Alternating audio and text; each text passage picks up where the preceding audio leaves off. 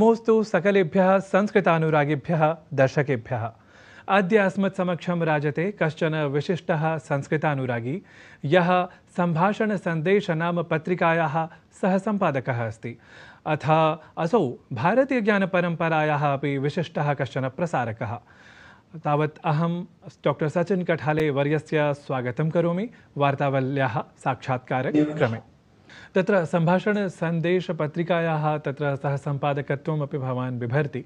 अहं ज्ञातुकामः यत् एतस्य नाम पत्रिकायाः तत्र एतस्याः पत्रिकायाः किमस्ति ऐतिह्यम् अथ पत्रपत्रिकानां विशेषतः संस्कृतपत्रपत्रिकाणां तत्र ऐतिह्यविषये भवान् संक्षिप्य यदि वदेत्। 1981 वर्षे संस्कृतस्य आन्दोलनम् आरब्धम्। वस्तुतः तस्य आन्दोलनस्य मूलं पत्रिकायाः चिन्तनम् आसीत् इति इतिहासरचयितारः ज्येष्ठाः वदन्ति।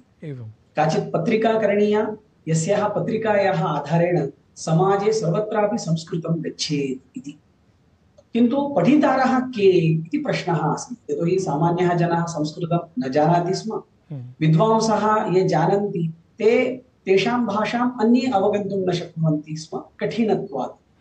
अतः सरलेन संस्कृतेन काचित् पत्रिका करणीया इति चिन्तितम् आसीत्। किन्तु तदानीन्तनकाले आदौ भाषायाः प्रचारः भवतु, पठितॄणां निर्माणं भवतु, अनन्तरं पत्रिकायाः आरम्भः भवतु इति ज्येष्ठाः समाजचिन्तकाः सूचितवन्तः। अतः प्रायः 13 वर्षाणि चिन्तनस्य आरम्भानन्तरं पत्रिकया स्वीकृता। 81 सामान्यतया वर्षे चिन्तनस्य आरम्भः जातः स्यात्। सेप्टेम्बर् मासे 94 वर्षे पत्रिकायाः आरम्भः जातः। तन्नाम गतमासद्वयात् पूर्वम् एषा पत्रिका 30 वर्षीया जाता अस्ति। अतः सरलेन संस्कृतेन गृहस्य अथवा समाजस्य सर्ववयोमतां जनानां पठनयोग्यता यथा स्यात् तथा पत्रिका एषा तदा आरब्धा। इदानीमपि अत्यन्तम् आनन्देन सन्तोषेण च वक्तुं शक्नुमः, गतेषु 30 वर्षेषु एकमपि अपवादं विना निरन्तरं प्रतिमासम् एषा पत्रिका प्रकाशिता अस्ति, प्रकाश्यमाना अस्ति। अपूर्ण अङ्कः अथवा संयुक्त अङ्कः अपि एतस्याः पत्रिकायाः कदापि न आसीत्। समग्र अङ्कः सर्वदापि प्रकाशितः इति साभिमानम् उद्घोषयितुम् इच्छामः। यथा चन्दमामा इत्यादि पत्रिकाः तत्र पूर्वम् आसन्, तर्हि नाम सम्भाषणपत्रिकायाः तु सर्वत्र प्रसारः अस्ति, संसारे अपि नाम भारते तु अस्ति एव, विदेशेषु अपि अस्ति। तर्हि नाम तादृशान् प्रकल्पान् भवान् तत्र कथं चिनोति, कथं वीक्षते वा? न, एकं तु संस्कृतक्षेत्रं पत्रिकादृष्ट्या बहु समृद्धमस्ति। तद् सामान्यतया सर्वेपि जानन्तः स्युः। मम ज्ञानानुगुणं प्रायः 70 समीपसंख्या गच्छति संस्कृतपत्रिकाणां। काश्चन पत्रिकाः मासिक्याः, वार्षिक्याः, अर्धवार्षिक्याः, त्रैमासिक्याः, एवं विभिन्नपत्रिकाः यथा चन्दमामा भवता उल्लिखितं, पत्रिका इदानीम् अस्तित्वं न आवहति। किन्तु बहूनि वर्षाणि यावत् तया पत्रिकया संस्कृतक्षेत्रस्य संस्कृतेन सेवा कृता। भाषादृष्ट्या अपि अत्यन्तं परिष्कृता पत्रिका इति। तैः क्रियमाणः पौराणिककथानां सङ्ग्रहः, विषयस्य प्रतिपादनं नितरां पूज्यं, संशयः एव नास्ति। किन्तु रसना अस्ति अथवा भारती अस्ति, रावणकाननम् इति एका पत्रिका अस्ति, संस्कृतभवितव्यम् इति अस्ति, सुधर्मा इति अस्ति। एवं यदि गणनां कुर्मः संस्कृतक्षेत्रे विद्यमानपत्रिकाणां, तर्हि 70 समीपं सा संख्या अवश्यं गच्छति। तत्तत् पत्रिकायाः केचन निर्दिष्टः विषयाः सन्ति। तं विषयम् आश्रित्य पत्रिकाः ते प्रवर्तयन्ति। सापि उत्तमा संस्कृतसेवा एव, संशयः नास्ति। गात्रं लघु वा बृहत् वा, तस्य प्रसारः अल्पस्थाने वा महत्स्थाने वा, सः अपरः विषयः इति अहं चिन्तयामि। किन्तु सर्वेपि एते पत्रिकासञ्चालकाः महान्तं परिश्रमं कृत्वा संस्कृतं जनान्तरं प्रति प्रापयन्तः सन्ति। अतः ते निश्चयेन अभिनन्द्याः सन्ति इति वयं चिन्तयामः। सत्यम्। आधुनिकयुगिनाः वयम्, अतः प्रविधिः अपि तत्र अत्याधुनिकः जायमानः अस्ति। सम्भाषणसन्देशे तावत् मन्ये संस्कृतानुरागिणः येऽपि सन्ति, अस्मादृशाः भवादृशाः वा अन्येपि, ते सर्वे ते वीक्षन्ते यत् कथं सम्भाषणसन्देशे ध्वन्यङ्कनादीनामपि व्यवस्था नाम पत्रिकायाम् इदानीं जायमाना अस्ति। तस्य विषये भवान् कृपया विशदयति यत् कथमिव एतस्य तत्र प्रस्फुटनं जातम् अथवा तत्र याचना आगता वा अथवा स्वयमेव भवद्भिः स्वीकृतम् एवम्? एतं प्रश्नं यदि भवान् न पृष्टवान् स्यात् तथापि अहं साग्रहम् उक्तवान् अभविष्यम्।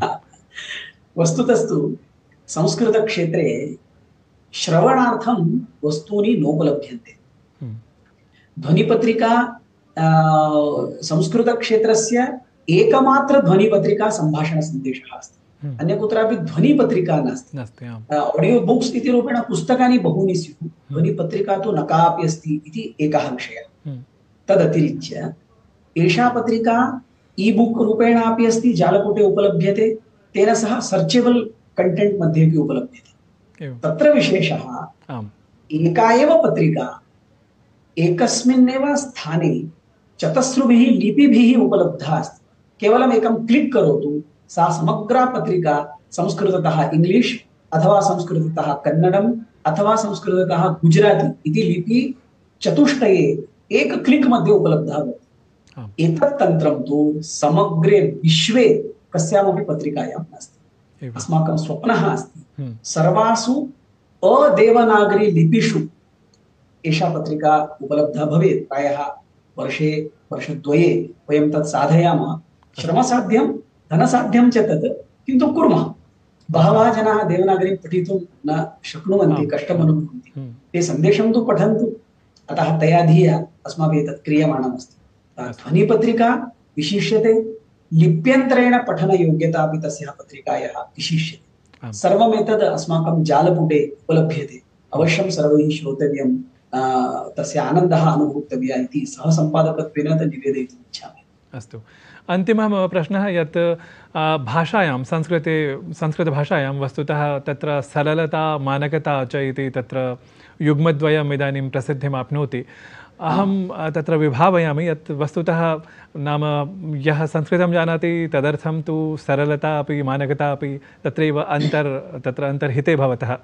तर्हि भवान् कथमिव तत्र वीक्षते, अथ भवान् उपसम्पादकत्वात् अथ नाम संस्कृतानुरागित्वात् कथमिव भावयेत् यत् सरलता मानकता च कथं संरक्षति भवान्, अथवा इतोपि किमपि परिष्कृतस्वरूपं तत्र भवता आनेतव्यमस्ति परन्तु सरलता कारणात् किमपि तत्र शैथिल्यं भवति इति?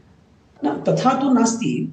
वस्तुतः मम अपेक्षया अपि अत्र तपः अस्ति मान्यस्य जनार्दन हेगडे महोदयस्य। अस्याः पत्रिकायाः सम्पादकः सः एव।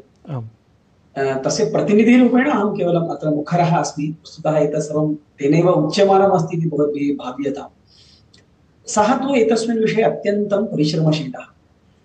आगतं वस्तु यदि उत्तमम् अस्ति, प्रकाशनयोग्यम् अस्ति, तर्हि तस्य समग्रं कायाकल्पं कृत्वा सः प्रकाशयितुम् इच्छति। भाषादृष्ट्या केवलं न, तस्य सरलता यथा भवता उक्तं सोऽपि अंशः तत्र गृह्यते। अपरं पठितॄणां सौकर्यं यथा वर्धेत तया दृष्ट्या सः समग्रमपि परिश्रमं कर्तुम् इच्छति, करोति च प्रतिमासं।